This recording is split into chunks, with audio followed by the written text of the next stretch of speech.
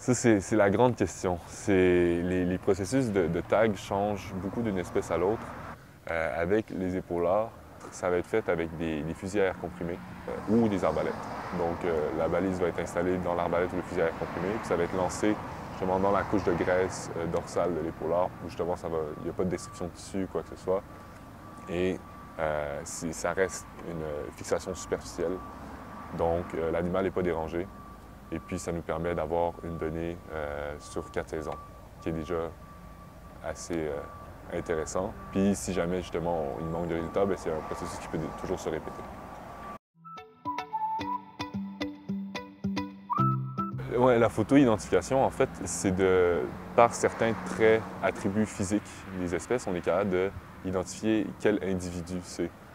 C'est quelque chose qui se fait beaucoup, admettons, avec les baleines à bosse, parce qu'ils ont vraiment des traits particuliers sur la queue. Chez les épaulards, c'est plus difficile, parce que les traits sont moins clairs. On va essayer de le faire, justement, certains ailerons dorsales sont très particuliers, fait que c'est très facile de reconnaître l'individu. Il y en a qui vont être courbés à 90 degrés sur un côté ou l'autre côté. Il y en a des fois, l'aileron va être inversé, donc il va être vers l'avant. Donc ces individus-là, c'est plus facile, mais il y a d'autres individus qui sont plus dans les normes.